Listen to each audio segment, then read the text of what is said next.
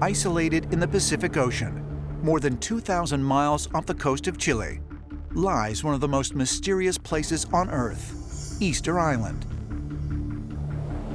This tiny landmass is home to nearly 900 monolithic stone statues carved out of volcanic rock.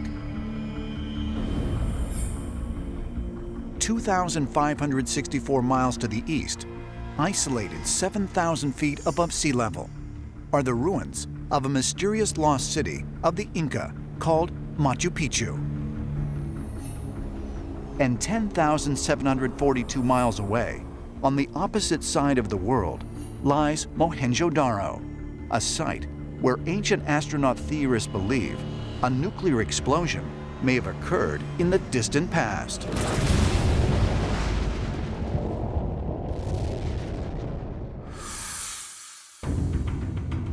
Curiously, as discovered by researcher Jim Allison, these three sites fall in a straight line around the center of the Earth. And with just a minor margin of error, it also runs through a number of other mysterious ancient sites. We have the Giza Plateau. We have Nazca. We have Angkor Wat in Cambodia. All of these extraordinarily important, powerful, sacred places were all built in a straight line. Now, this cannot be an accident. This cannot be a coincidence. The line also encompasses the ancient Sumerian city of Ur, the ruins of Petra, Jordan, and Persepolis, the capital city of ancient Persia. There are all these different sites that seem to line up. Even if there's a minute degree of deviation, it's never a massive distance from that line.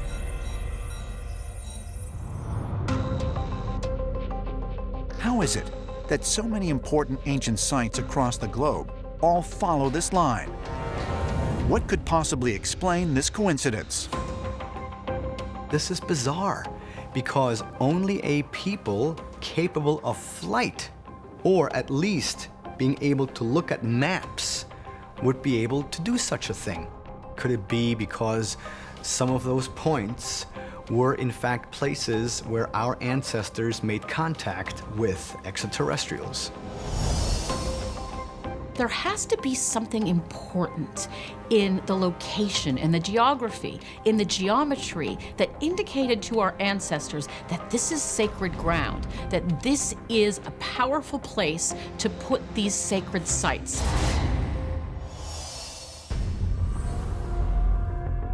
Ancient astronaut theorists say evidence of extraterrestrial intervention can also be found by looking at how early humans aligned their most important sites with the stars. At the Giza Plateau in Egypt, the layout of the three Great Pyramids aligns perfectly with the belt stars of the constellation Orion. Orion's belt is made up of two bright stars and a third dimmer star, which is offset a bit to the left. It's exactly what you see on the ground, two large pyramids in alignment with a third pyramid offset. It looks like they wanted to build stars on the ground, if you like. Also aligned with these stars are the ancient city of Teotihuacan in central Mexico, the Hopi villages in the American Southwest, and the Thornborough Hengens, a Neolithic landscape complex in northern England. Could it be merely coincidence that so many ancient cultures throughout the world that presumably had no contact with each other all built their most important sites by using celestial alignments?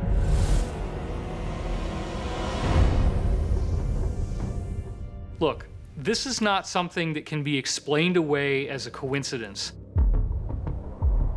It's time for us to responsibly take a look at what we're really seeing and understand that there is a worldwide, intelligent, highly mathematically precise plan behind these designs. The idea that even ancient buildings are encoded with information, and that where they sit on the planet is also part of an intricate code is a fascinating idea, and one that we're just beginning to understand. While investigating the mystery of Atlantis, I met with author Peter Daughtry, who took me on an unexpected detour to the Lagos Museum to show me a giant 6-foot-long stone egg. Wow. Some say it could be as much as 7,000 years old. And on top of this egg is a mysterious carving. This thing up the middle here will resemble the rod, which throughout history has been a symbol of power and of creation. Even Moses had a rod, and in Mesopotamia, the rod was regarded as the symbol of the power of the gods. And it reminds me of what might be a double helix symbol, which is very interesting because the ancient astronaut theory suggests that a long time ago, advanced extraterrestrials saw that there was potential for intelligent life, and with a target mutation of our genes and theirs, essentially we became who we are today.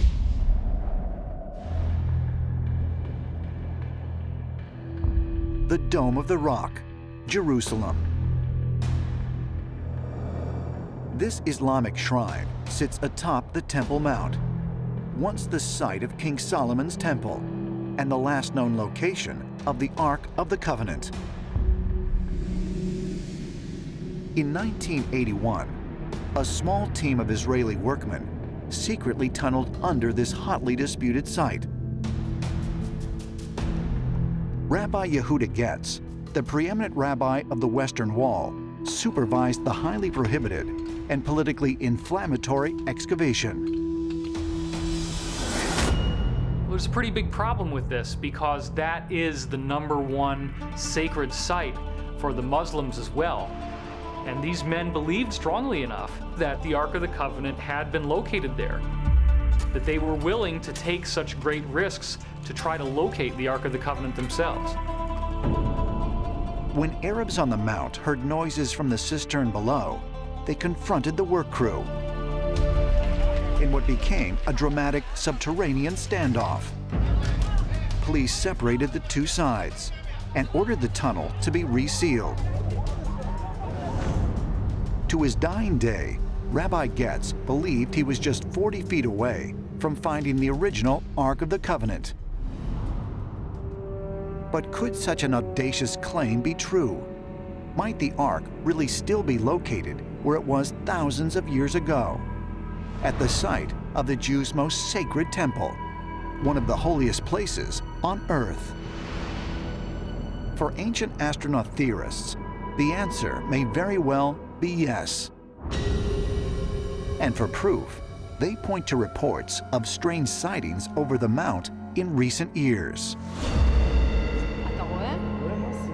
In 2011, there was a very sensational UFO sighting over the Dome of the Rock in Jerusalem. Many will call it a fraud, many will say it was not real, but it was witnessed that a ball of light came down over the Temple Mount.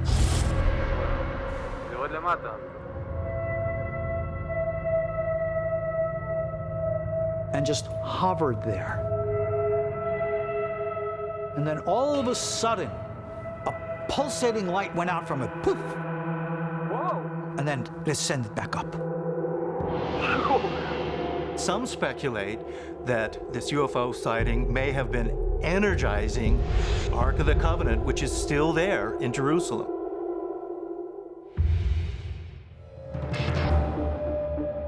Could it be a mere coincidence that the UFO sightings occurred over this particular site? Or could it be, as some ancient astronaut theorists claim, merely the first in a series of events concerning the Ark that are, in fact, the fulfillment of an ancient prophecy? There's a very interesting prophecy in the book of Zechariah that states that there's going to be a tremendous earthquake in Jerusalem. The Mount of Olives is to split. It is said that this earthquake is to be caused by some type of a sonic vibration created from under the earth. and that the powers from under the earth are then going to arise out of this chasm with the ark. This is then considered to be A, the return of the ark, and B, the famous, of course, coming of the Messiah. All three of the big three religions have prophecies about the end-time arrival of a messianic figure. And what we're told is that angels will help bring the Ark of the Covenant back to earth. Could the lights seen over the Temple Mount indicate that some sort of extraterrestrial reactivation of the Ark was taking place? And if so, might we be close to finally rediscovering this ancient relic and finding the source of its incredible power? If that device were ever to be found, then that will forever change the course of human history. Because if we look at our past, it already has changed the course of human history.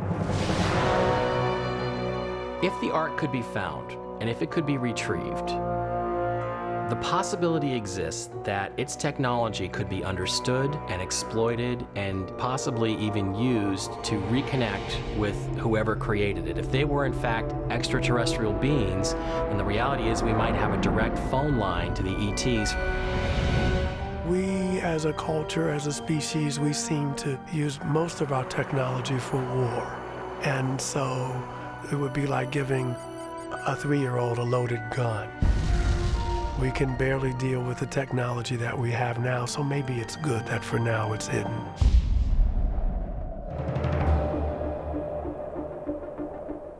Northern Peru, the Lambayeque Valley.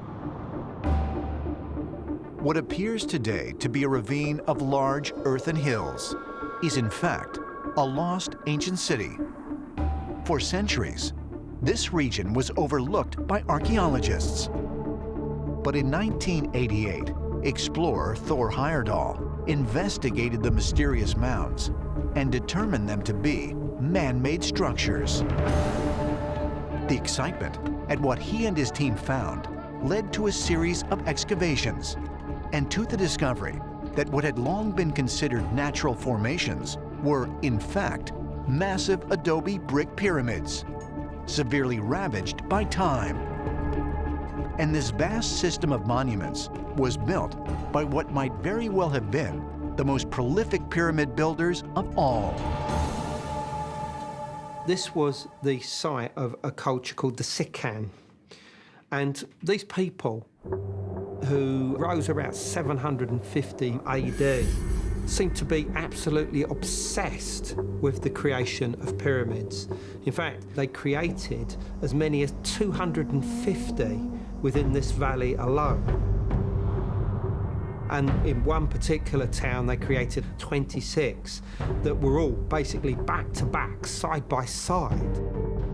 And it would seem that the stories from the myths and legends of these people is that they felt that they had to do this, because if they didn't create these pyramids, the world would quite literally come to an end. Archaeologists suggest that it would have taken 2,000 workers an entire year just to make the mud bricks for one of the 26 pyramids here in the city of Tucumay. But who could have engineered such a massive construction project? Is it possible the builders had access to advanced technology? If they had help to build these pyramids, it would solve a lot of problems in trying to understand how a civilization could mount such a daunting enterprise. According to mainstream historians, the Sikan people mysteriously disappeared in 1375. Although there are no written records revealing why they were obsessed with building pyramids, ancient astronaut theorists say clues may be found by examining the multiple images of birdmen that archaeologists discovered inside one of the structures. The Birdman image is something that's iconic of depicting someone who can come from the sky. So these glyphs that are seen on the walls of these structures are particularly interesting. The idea that we have the pyramids, that we have this representation of people coming from the sky, is yet another validation of an amazing structure built with the assistance of some being that came from the skies.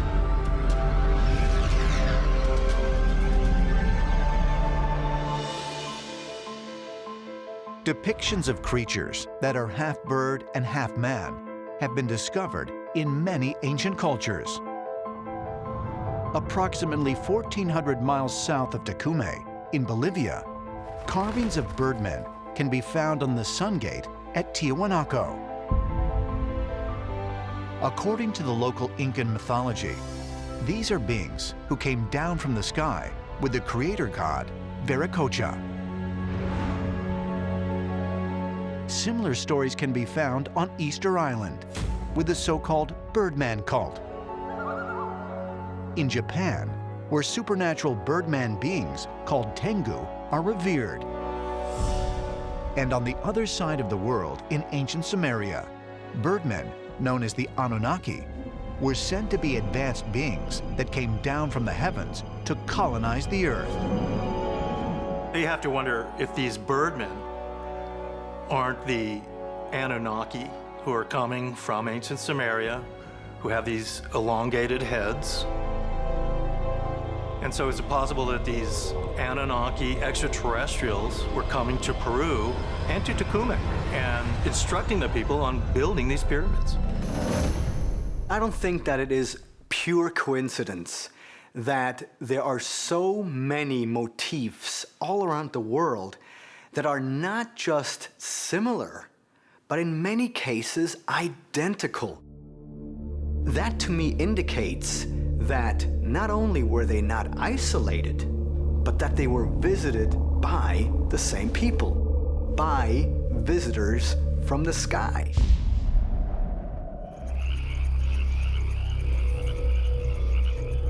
Bishopville, South Carolina, June 1988, 2 a.m. 17-year-old Christopher Davis had pulled over on a deserted road near Scape Ore Swamp to fix a flat tire. Just as he finished, he heard a noise behind him. He saw a strange 7-foot-tall creature with red glowing eyes running towards him. Davis started to drive away, but the creature caught up with him and jumped on the roof of the car. Swerving hard to throw the creature off, he saw it had 3 fingers and green skin. Finally, it fell from the car, and Davis sped away. And he ended up getting out of where he was, and he went immediately home. He was so upset that his parents called the police department. Sheriff Liston Truesdale actually went out there and interviewed him. He asked him to take a lie detector test, and this young boy passed the lie detector test with flying colors. What Christopher Davis told the detective he saw was a lizard man. And what's interesting is that the police took the story very, very seriously. Although Christopher Davis's sighting of the lizard man was certainly the most famous and infamous one, it's not the only one. In the spring of 1988, a crop duster named Frank Mitchell reported seeing what he said was a lizard man cross his grassy runway one morning as he was about to take off. And 2 years later, in 1990, Bertha Blythers and her 5 children claimed they nearly hit a lizard-like man while driving near the same swamp. Could these incidents all be related? Is it merely coincidence that 3 separate people on 3 separate occasions reported seeing a lizard man near the Scape Ore Swamp? Could there possibly be another species of life down here, something we're not aware of, and they're interacting with people? In fact, alleged encounters with these creatures have become so widespread, they are now collectively known by one name: the reptilians. But could accounts of the reptilians be more than just the product of overactive imaginations? Ancient astronaut theorists say yes. And as evidence, they point to the legends of serpent gods that can be found throughout the world. In South America, Quetzalcoatl, Kukulkan, they're always referenced as serpent gods. Even in Japan or ancient China, we have these dragon emperors and dragon gods. It's very possible that there was a time in the past that ancient man was interacting with what appear to be living serpent beings, a lost reptilian race. We can find these stories of serpent gods all around the world. I don't mean just, particular geographic regions, but on every continent, on virtually every ancient culture. You have them in India, you have them in China, in Greece, in England, in South and North America, in Africa. I mean, it doesn't matter where you go in the world, there are these direct references to these serpent-like beings that descend from the sky. So, to me, this is not a figment of the imagination, and certainly not coincidence. In addition to myths and legends passed down through oral history, early written texts also speak of serpent beings that were once present on Earth. The Bible speaks of a reptilian race, the seraphim. We read about them in the book of Isaiah. Some will interpret them as being the fiery ones, but the correct understanding is reptilian. There's always been knowledge of the reptilians. Some are good, others bad. Religious texts tell of reptilian beings whose existence is inexorably linked to that of the earth and humankind. So, for example, in the Bible, the book of Genesis has a story about a serpent who tempts Eve, the first woman, by offering her the forbidden fruit from the tree of knowledge.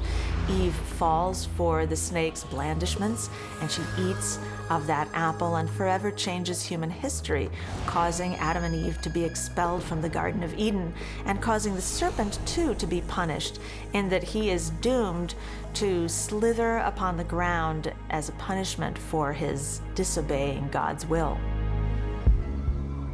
It is understood in ancient legend that prior to God punishing the serpent was completely humanoid in character, and that this serpent, this Nahash, was only one of a race of reptilian beings who served God.